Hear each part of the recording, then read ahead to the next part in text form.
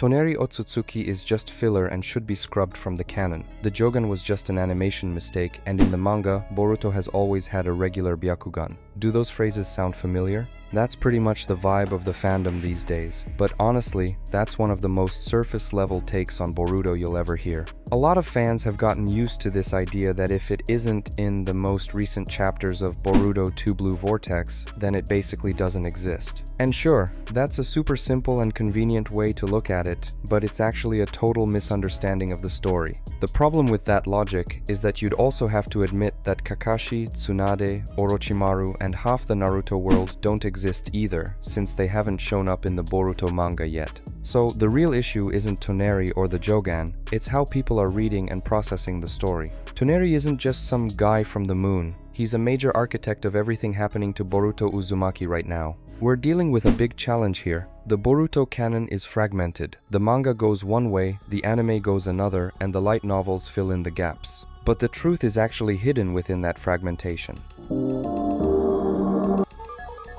Today, I'm going to prove to you that Toneri isn't just canon, he's the literal trigger for Boruto's evolution. His return to the manga is only a matter of time, especially since the power Boruto is set to gain in Chapter 30 of the Boruto 2 Blue Vortex manga will give him the ability to sense Toneri all the way on the moon. Before we jump into today's content, I want to share something personal. My birthday is coming up soon. It would honestly mean the world to me if we could hit 10,000 subscribers in the next 5 months. I've been putting in a ton of effort uploading videos almost every day, and the best birthday gift I could ask for is your subscription and a like. Now, let's get into today's main topic. Let's start with the toughest question, the Jogan. A lot of manga purists claim, Boruto just has the Byakugan in the manga, just look at chapter 1, or when Momoshiki possesses him. I've got to respectfully disagree with you there. Why would Ikimoto draw Boruto's eye differently than a standard Byakugan if that were the case? Let's look at the evidence. When Neji, Hinata, or even Momoshiki activate the Byakugan, the artist always uses a very specific sound effect. It's a sharp sound with a specific symbol representing the activation of that eye power. However, if you open up the very first spread of the Boruto manga, where adult Boruto is facing off against Kawaki on the destroyed Hokage faces, we see something completely different.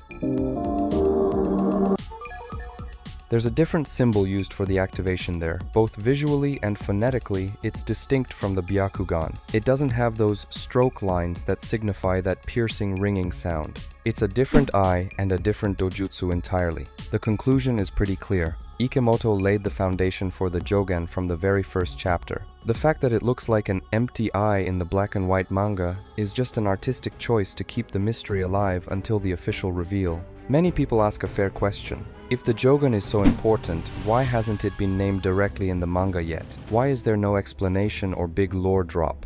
This is where critics make a fundamental mistake. They confuse a lack of information with a lack of a plan. The Boruto manga is built on the principle of delayed knowledge. We didn't get an explanation for karma right away. We didn't get the true nature of the Otsutsuki immediately. We didn't even understand Ada's omnipotence until its effects became irreversible.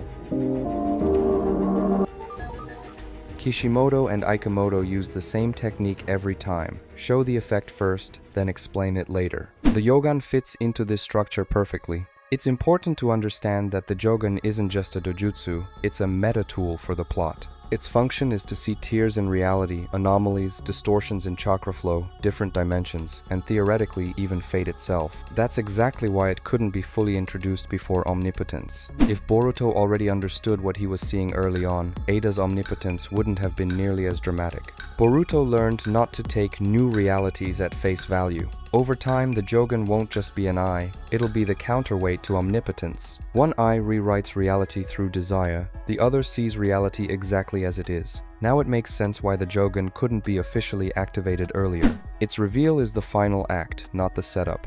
It's the eye that needs to open when the lies become absolute, when the world's memory is distorted for a second time after Ada. That's why the Jogan doesn't need a classic introduction through training or a teacher's explanation.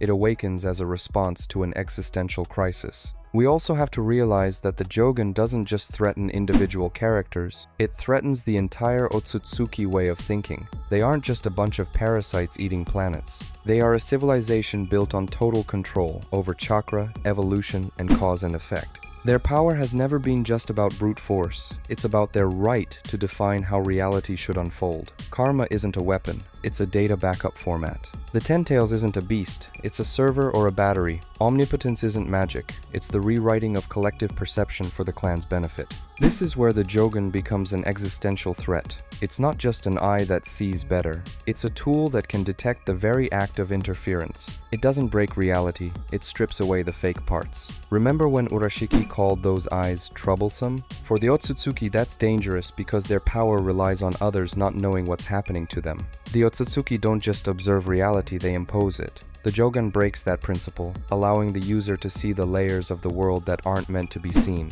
This brings us back to Toneri. He is the only character in the entire franchise who is currently off-Earth, away from its chakra flows and unaffected by omnipotence. He is literally and metaphorically distanced from the system that was rewritten. This makes him the perfect keeper of knowledge regarding the Jogan and the perfect witness to the truth. Toneri didn't jump in earlier not because he was forgotten, but because intervening too soon would have ruined the flow of history. He isn't an active player, he's an observer who knows exactly when to make a move. If the Jogan is the key, Toneri is the lock that will only open at the right moment. The manga's silence isn't a denial of the Jogan, it's a way of protecting it.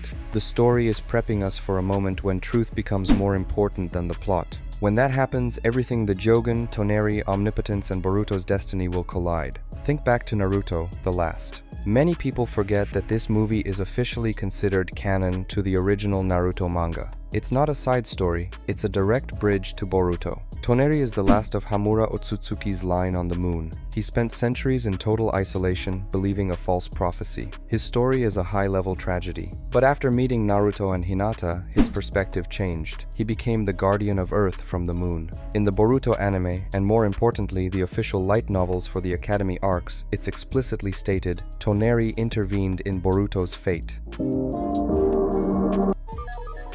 He said, "Your eye will lead you to the light that will dispel the darkness." Would a character with no plot relevance really be giving out such massive prophecies? In the Nue arc, the Jogan is what let Boruto see the dark chakra and portals to other dimensions. Toneri was watching from the moon the whole time, happy that the eye awakened early. Toneri is the catalyst. He didn't give Boruto the Jogan since it's a result of the Hamura and Hagoromo genetic lines, but he triggered its early awakening. People ask, if Toneri is so important, where was he when Ishiki and Momoshiki almost destroyed the world? The answer is in episode 53 of the anime. Urashiki Otsutsuki sealed Toneri in the Palace of the Dragon King for 10,000 years. That's a classic writing move because Toneri is too powerful and knows too much. If he were in the game, he'd just explain the Jogan to Boruto immediately, and the story would end too fast. My theory is that in 2 Blue Vortex, we're going to see that seal break. The Shinju divine trees are currently absorbing knowledge and chakra all over the planet. What if their activity, combined with Boruto using the planet's own power, creates a chakra resonance that shatters Urashiki's seal? And don't forget that power Boruto is getting in chapter 30 of the Boruto 2 Blue Vortex manga. Theoretically, he could sense the Otsutsuki nearby, or gain access to Momoshiki's powers. He might even sense Toneri's presence on the moon through the planet's chakra. Toneri won't just return as an ally, he'll be a mentor who knows more about the Otsutsuki than Sasuke or Kashin Koji. This will likely happen after the Shinju are defeated. I suspect there might even be another time skip where Toneri becomes Boruto's teacher. Think about what Koji said regarding Boruto's future and the Rasengan Uzuhiko. Have you ever wondered how Boruto learned such an incredible technique? I'm convinced Toneri helped. Uzuhiko uses the rotation of the planet itself. Who better to understand planetary mechanics and gravity than an Otsutsuki living on the moon? I'm 90% sure Toneri taught Boruto in one of the future timelines. Theoretically, in chapter 30 of the Boruto 2 Blue Vortex manga, Boruto might gain the power to see the future, since Momoshiki had that power, and see the timeline where he trained with Toneri. Now for the hot take, the current manga chapters. Jura and his group of Shinju have completely shocked the fandom. Some think Jura is Ishiki or a reflection of Kawaki. But look at his design, his levitation, his calmness, even his hair, it all looks strangely Otsutsuki-like. Jura might be linked to the data of the Otsutsuki stored in the Ten Tails, specifically the data from Ishiki or even Shibai. Since the Ten Tails is like a living computer, the Shinju might be drawing their forms from the highest beings they've processed. And let's add some fuel to the fire. Have you ever noticed how much Mitsuki looks like Toneri? The pale skin, the bluish hair, the sage mode horn that looks just like Toneri's. Even Urashiki was surprised by the power Mitsuki uses. There's a long-standing synthetic Otsutsuki theory. Orochimaru always wanted the perfect body and immortality, and we know he researched Otsutsuki and Ten Tails' DNA. What if he used Toneri's genetic samples to create Mitsuki? Mitsuki calls Boruto his son. That's a direct reference to celestial bodies. Toneri is the moon, Boruto is the sun, or the star of hope.